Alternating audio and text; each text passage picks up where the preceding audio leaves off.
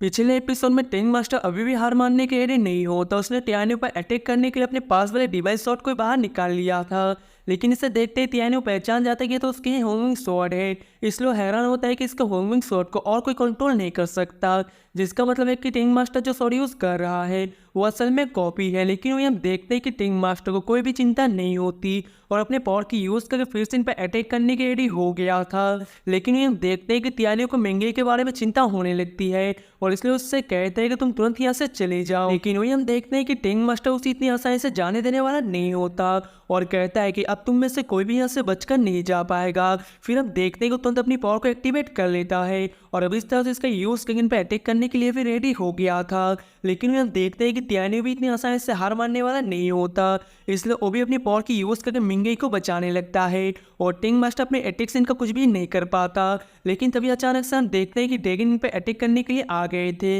इसलिए टियानो तुरंत अपनी पावर की यूज करके मिंगे को यहाँ से भेज देता है और अब इस तरह से हम देखते हैं कि अकेले इनका सामना करने के रेडी हो गया था। मगर वही हम देखते हैं कि टिंग मास्टर को अभी भी इसके बारे में कोई चिंता नहीं होती और फिर वो टियानो से कहता है कि अब तुम मरने के लिए रेडी हो जाओ। लेकिन वही हम देखते हैं कि टियानो का भी इसके बारे में कोई चिंता नहीं होती और इसलिए फिर से अपनी पावर की यूज करके इसका सामना करने लगता है। लेकिन इसके बाद भी हम देखते हैं कि टिंग मास्टर इसके सामने हार मानने के रेडी नहीं होता, इसलिए टियानो भी अपनी फ्लैंक शॉट की यूज करने के रेडी हो गया था और फिर हम देखते हैं कि इसका यूज करके इस पर अटैक करने के लिए भी रेडी हो जाता है। जिसके बाद हम देखते हैं कि टिंग मास्टर फिर से इस पर अटैक करने की कोशिश करता है, लेकिन टियानो ने इस बार भी इसके अटैक को बहुत ही आसानी से रोक लिया था और इसलिए टिंग मास्टर इस बार भी इसका कुछ भी नहीं कर पाता। अब इस पर टिंग मास्टर उससे कहता है कि तुम अभी भी मुझसे रेजिस्ट करने की कोशिश कर रहे हो, लेकिन असल में तुम अपने इन फ्लैंक शॉट से मेरा कुछ भी नहीं कर सकते। लेकिन हम देखते हैं कि टियानो को अभी भी इसके बारे में कोई डर नहीं होता और इसलिए अपनी फ्लैंक शॉट का यूज करके इस पर अटैक करना शुरू कर देता है।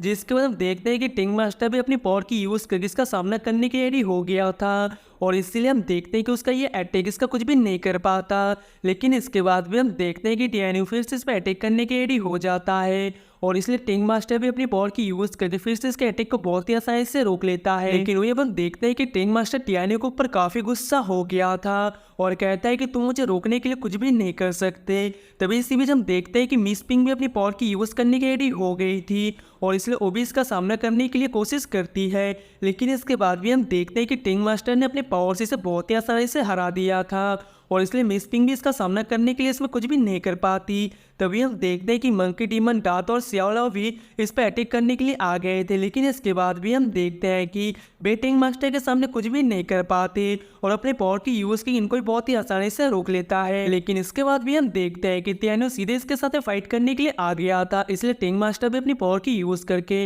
इसका सामना करने के रेडी हो जाता है और फिर हम देखते हैं कि इनके बीच बहुत ही शानदार फाइट होने लगती है। लेकिन अभी भी हम देखते हैं कि दोनों में से कोई भी हार मानने के रेडी नहीं होता और इसलिए वे अभी भी एक दूसरे के ऊपर भारी पड़ रहे थे। लेकिन तभी हम देखते हैं कि टियानो ने अपने पास वाले टावर की यूज करके इस पर अटैक कर दिया था, जिसे देख टिंग मास्टर भी इसे रोकने की कोशिश करता है। लेकिन फिर भी हम देखते हैं कि बेस के सामने कुछ भी नहीं कर पाता और इसलिए टियानो ने इसे इसमें इंजर्ड कर दिया था। इसके बाद हम देखते हैं कि टियानो टावर को इसके ऊपर से हटा देता है, जिसके बाद टिंग मास्टर कहने लगता है कि तुम मुझे इतनी आसानी से नहीं मार सकते, क्योंकि अगर मैंने तुम्हें सच्चाई के बारे में बता दिया तो तुम भी इसके ऊपर यकीन नहीं करोगे। लेकिन वही हम देखते हैं कि मिंगे इसकी कोई बात सुनने की रेडी नहीं होती और बेस पे अटैक करते हुए कहती है कि तुमने मूफिंग डायनेस्टी को बर्बाद कर दिया और तुम्हारी वजह से इम्प्रेस सिटी के लाखों लोग मारे गए। लेकिन हम देखते हैं कि मिंगे की ऐसी बात सुनकर टिंग मास्टर हंसने लगता है और फिर कहता है कि इसके पीछे असल में मूफिंग डायनेस्टी के होली लॉर्ड का ही हाथ है, क्योंकि उसने ही सभी को मारने के लिए मुझे मजबूर किया था और इसी की वजह से ही मैंने अपने वाइफ और डॉटर को खो दिया। लेकिन अब देखते हैं कि मिंगे इसके कोई बात सुनने की रेडी नहीं होती और कहती है कि तुम मेरे फादर की इंसल्ट करना बंद करो। लेकिन इसके बाद भी हम देखते हैं कि वो अपने मदर के बारे में इससे जानना चाहती थी और इसलिए इससे पूछने लगती है कि मेरी मदर कहाँ पर है और वो जिंदा या फिर मर गई। तभी टिंग मास्टर हैरान होते हुए पूछता है कि क्या तुम मूफिंग डायनेस्टी की प्रिंसेस हो। अब इस पर मिंगे कहती है कि तुम्हें लोगों ने मेरे पूरी फैमिली को मार दिया, लेकिन क्या तुम हैरान हो कि मैं कैसे जिंदा बच गई। लेकिन तभी टिंग मास्टर मिंगे से कहता है कि तुम तो मेरी डॉटर हो और मैं तो असल में तुम्हारा बायोलॉजिकल फादर हूँ। लेकिन हम देखते हैं कि मिंगे इसकी बात पे यकीन करने की रेडी नहीं होती और कहती है कि तुम अपनी बकवास करना बंद करो। लेकिन हम देखते हैं कि टिंग मास्टर इतनी आसानी से शांत होने वाला नहीं होता और कहने लगता है कि मैं इसके बारे में कोई भी गलती नहीं कर सकता और तुम्हारे पैर के ऊपर 7 रेड स्टार है। जिसके बाद हम देखते हैं कि इस बात से टियानो और मिंगे दोनों ही काफी हैरान हो गए थे और जियान भी मिंगे से पूछने लगते क्या ये बात सही है। अब इस पर महंगे टिंग मास्टर से कहने लगते हैं कि तुम इसके बारे में कैसे जानती हो, क्योंकि अगर तुमने सही से इसके बारे में नहीं बताया तो फिर मैं तुम्हारी लाइफ को मौत से बदतर बना दूंगी। लेकिन वे देखते हैं कि टिंग मास्टर इसे पूरी स्टोरी बताने के रेडी हो गया था, जहाँ पे हमें पता चलता है कि सेंट मुफिंग के साथ में इसकी दोस्ती थी, इसलिए उसने इसे फुल मून बैंक्वेट के लिए इनवाइट किया था। लेकिन मौका मिलते ही उसने इसकी डॉटर को एक्सचेंज कर दिया था, जिसके बाद हम देखते हैं कि वो 7 स्टार की वजह से इसके बारे में जान जाता है। और फिर हमें पता चलता है कि जो लड़की चेंज हुई थी वो असल में मेंटिंग सिंगनिंग है। फिर हम देखते हैं कि टिंग मास्टर इसका बात करने के लिए सेंट मुफिंग के पास में गया था, जो कि वैसे तो इसे मिंगे को लौटाने के रेडी हो गया था, लेकिन इसके लिए उसने एक कंडीशन रख दी। फिर वो कहने लगता है कि मैं तुम्हारे डॉटर को तुम्हें वापस दे सकता हूँ, लेकिन इसके लिए तुम्हें मैजिक शॉट मुझे देना होगा जिसे तुम्हारे एंसेस्टर इटर्नल लैंड से लेकर आए थे। अब इस पर टिंग मास्टर कहता है कि डीमन क्लैन ने तो इसे पहले से ही छीन लिया है, लेकिन फिर भी अब देखता है कि सेंट मुफिंग को इस बात से कोई भी मतलब नहीं होता। और फिर वो कहता है कि इसके लिए मैं तुम्हें 10 साल का टाइम देता हूँ, लेकिन इसके बाद भी अगर तुम डिवाइस शॉट को लेकर मेरे पास में नहीं आए तो फिर उसके बाद तुम अपने डॉटर को कभी भी देख नहीं पाओगे। जिसके बाद हमें पता चलता है कि मिंगे के ग्रैंडफादर और ग्रेट ग्रैंडफादर ने बहुत सारे पावरफुल लोगों को इकट्ठा किया, और फिर इस तरह से बे लोग डिवाइस शॉट को लेने के लिए डीमन क्लैन में चले गए। लेकिन बे लोग असल में से बहुत ही बुरी तरह से फेल हो गए थे, इसलिए सेंट मुफिंग ने मिंगे की उनको वापस नहीं किया, जिसके बारे में सोचकर मिंगे की मर्डर की कंडीशन भी खराब हो गई और इसी वजह से 8 साल तक बेड में पड़ी रही। फिर हमें पता चलता है कि मरने से पहले मिंगे को देखना चाहती थी, लेकिन असल में सेंट ने इसके लिए पूरी तरह से मना कर दिया था। जिसके बाद हम देखते हैं कि इस बात से मिंगे की मदर और ज़्यादा परेशान हो गई थी और फिर कहने लगती कि मैं सेंट मुफिंग को अपने डॉटर का फादर बनते हुए देखना नहीं चाहती, इसीलिए तुम्हें किसी भी तरह से अपनी डॉटर को वहाँ से बचाना होगा, नहीं तो फिर मैं रिग्रेट के साथ में ही मर जाऊंगी। जिसके बाद हम देखते हैं कि उसकी मरने की वजह से टिंग मास्टर और ज़्यादा गुस्सा हो गया था और इसलिए उसने बदला लेने के लिए रात में मुफिंग डायनेस्टी के इम्प्रेस सिटी पर अटैक कर दिया। फिर हमें पता चलता है कि वैसे तो इसने रॉयल फैमिली के सारे लोगों को मार दिया था, लेकिन इसके बाद भी वो मिंगे को वहाँ से बचाने में फेल हो गया। अब इसलिए वो कहने लगता है कि तुम तो अभी भी जिंदा हो और मैंने इसके बारे में कभी भी नहीं सोचा था।